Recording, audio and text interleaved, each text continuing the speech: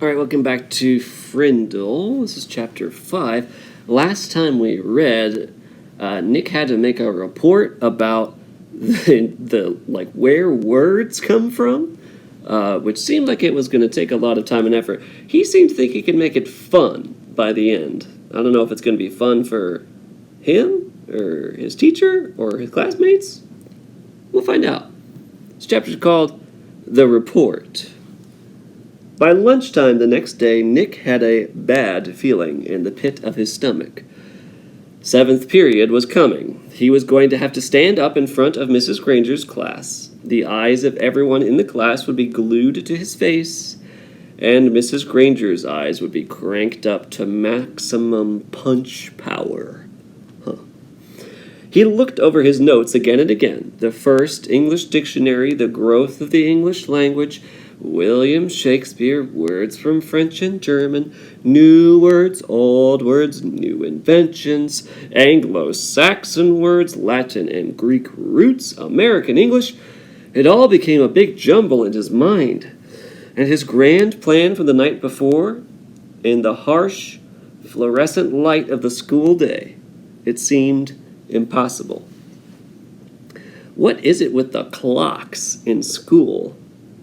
When you're planning to go to the carnival after school, the clocks in every class practically run backward, and the school day lasts for about 3 weeks.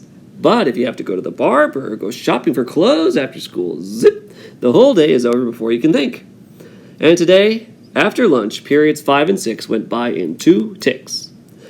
As the 7th period bell rang, Mrs. Granger walked into the classroom, took 4 steps to her desk at the side of the room, flipped open her attendance book, glanced out at the class, and made 2 little check marks. Just thinking back about that thing about the clocks, the author's not talking about, clocks actually running faster. He's talking about how it feels like time goes really fast when you don't want it to, and time goes really slow when you don't want it to, right? So she's making 2 little check marks. I wonder what those are about. Then, looking up at Nick, she said, "I think we have a little report to begin our class today. Nicholas?" 15 seconds into the 7th period, and Nick was on stage. This lady plays for keeps, thought Nick. He gulped, grabbed his crumpled note cards and his book bag, and walked to the front of the room. He stood next to the giant dictionary on its little table, and Mrs. Granger walked to the back of the classroom and sat primly on a tall stool next to the bookcases. She was wearing her blue uniform. Taking a deep breath, Nick began. "Well, the first thing I learned is that the first English dictionary—" Mrs. Granger interrupted. "Excuse me, Nicholas, but does your report have a title?" Nick looked blankly at her. A title? No, I didn't make a title." "Class, please remember to include a title whenever you prepare an oral or written report. Now please go on, Nicholas." And she smiled and nodded at him. Nick began again. Looking right at Mrs. Granger, he said, "The dictionary." A couple of kids thought that was funny, but Nick played it straight and just kept talking. A lot of people think that the first dictionary was put together in the 1700s by a man named Samuel Johnson. He lived in London, England. He was real smart, and he wrote a lot of books, and he wanted all the other smart people to have a good dictionary to use, so he made one. But there were other dictionaries before his. The thing that was different about Johnson's dictionary was its size, first of all. He had over 43,000 words in it. The class made a bunch of noise at this big number, ooh and wow and stuff like that, and Nick lost his concentration. He glanced up at Mrs. Granger, expecting to see those eyes drilling a hole in him. But they weren't. They were almost friendly in a teachery kind of way. She shushed the class and said, "Go on, Nicholas, that's a fine beginning." Nick almost smiled, but he saw all the kids staring at him, so he gripped his note cards even tighter and jumped back in.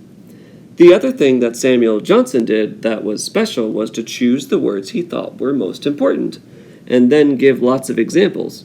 showing how the words got used by people. For example, he showed how the word take could be used in 113 different ways. Nick's report went on smoothly for 12 minutes. Nick was surprised at how easy it was to stand there and talk about this stuff. At the end of the first 5 minutes, Mrs. Granger had to stop Nick again to say, "Class, it is not good manners to yawn out loud, or to put your heads down on your desks when someone is giving an oral report." No one in the class cared one little bit about the report, except Mrs. Granger. Every time Nick glanced up, she was smiling, and her eyes were not the least bit icy or sharp. The book keeps talking about sharp eyes. And when I think of that, it makes me think of someone looking at you hard, looking at you like in a mean way or in a I'm watching you closely way. So it's interesting that Mrs. Granger is known for that, but she's not doing it right now. I wonder why she wouldn't be looking at Nick in a mean or hard way while he's giving this report to her. She was eating this stuff up, listening and nodding, and every once in a while she would say, "Very good point," or "Yes, that's exactly right." But the next time Nick looked up, he saw Mrs. Granger sneaking a look at her watch. 18 minutes gone. Maybe his idea was going to work after all. Time for phase 2. Reaching into his book bag, Nick pulled out the red dictionary he had brought from home, the one most of the kids had, the one Mrs. Granger said they should use. Nick said, "This is the dictionary that I use at home for my vocabulary work, and I opened it up last night to the very front, and right there I found out a lot about how the dictionary was made, right in this book. So I thought some of the ideas would be good as part of my report. It says here, Nicholas." Nick looked up. Mrs. Granger got off her tall stool, and its wooden legs made a screech on the linoleum. Heads snapped to attention, and the class was alert again. Mrs. Granger smiled, raised her eyebrows, and pointed at her watch. "Nicholas, I think the class should read that at home themselves. Now," John's hand was up in the air, and at Mrs. Granger's nod, he said, "But I don't have that dictionary at home, Mrs. Granger. I have the blue one." And several other kids immediately said, "Me too." Mrs. Granger tried not to show that she was annoyed. "Very well, Nick, but it shouldn't take too long. We have other things to do today." Nick kept his eyes open wide and nodded, adjusted his glasses on his nose, and began to read. Without question, this modern American dictionary is one of the most surprisingly complex and profound documents ever to be created, for it embodies unparalleled etymological detail, reflecting not only superb lexicographic scholarship, but also the dreams and speech and imaginative talents of millions of people over thousands of years. For every person who has ever spoken or written in English has had a hand in its making. It was a long article, and the kids were bored to death. But no one looked bored at all. Every kid in the room now knew that the period was more than half over, and that Nick's report wasn't just a report. It was one of the greatest time wasters he had ever invented. Mrs. Granger knew it, too. She had edged around from the back of the room to the side near the windows. Nick glanced up at her now and then as he read, and each time Mrs. Granger's eyes clicked up to a new power level. After 8 minutes of Nick's best non-stop reading, her eyes were practically burning holes in the chalkboard behind him. There were only 10 minutes left in 7th period. When he took a breath to start a new paragraph, Mrs. Granger cut him off. "That's a fine place to stop, Nicholas. Class, let's all give him a round of applause for his report." The applause didn't last long. As Nick took his book bag and notes and sat down, Mrs. Granger's eyes went back to almost normal, and she actually smiled at him. "Although your report was a little long," she paused to let that sink in, "it was quite a good one.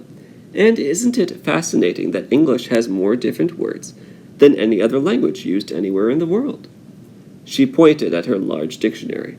"That one book contains the definitions of more than 40 more than 450,000 words. Now, wasn't I right, Nicholas? All this will mean so much more since you learned about it on your own. Mrs. Granger was beaming at him. She's smiling super bright. Nick sank lower in his chair. This was worse than writing the report, worse than standing up to give it. He was being treated like the teacher's pet, like he was doing something that she liked. That's suspicious. And he had the feeling she was doing it on purpose. His reputation was in great danger, so he launched another question. He raised his hand, and he didn't even wait for Mrs. Granger to call on him. Yeah, but I don't really get the idea of why words all mean different things. Like, who says that D-O-G means the thing that goes woof and wags its tail? Who says so? And Mrs. Granger took the bait. Who says dog means dog? You do, Nicholas. You and I and everyone in this class, and this school, and this town, and this state, and this country. We all agree. If we lived in France, we would all agree that the right for that hairy, four-legged creature would be a different word. Chien. It sounds like chien, but it means what dog means to you and me. And in Germany they say Hund, and so on, and all around the globe. But if all of us in this room decided to call that creature something else, and if everyone else did too, then that's what it would be called. And one day it would be written in the dictionary that way. We decide what goes in that book. And she pointed at the giant dictionary, and she looked right at Nick, and she smiled again. Picture says, who says dog means dog. Then Mrs. Granger went on. But of course, that dictionary was worked on by hundreds of very smart people for many years. So as far as we are concerned, that dictionary is the law. Laws can change, of course, but only if they need to. There may be new words that need to be made, but the ones in that book have been put there for good reasons. Mrs. Granger took a look at the clock. 8 minutes left. Now then, for today, you were to have done the exercise beginning on page 12 in your Words Alive book. Please get out your papers. Sarah, will you read the first sentence, identify the mistake, and then tell us how you corrected it? Mrs. Granger jammed the whole day's work into the last 8 minutes. A blur of verbs and nouns and prepositions, and yes, there was another homework assignment. And Nick didn't try to sidetrack Mrs. G again. He had slowed her down a little, but had he stopped her? No way. She was unstoppable, at least for today.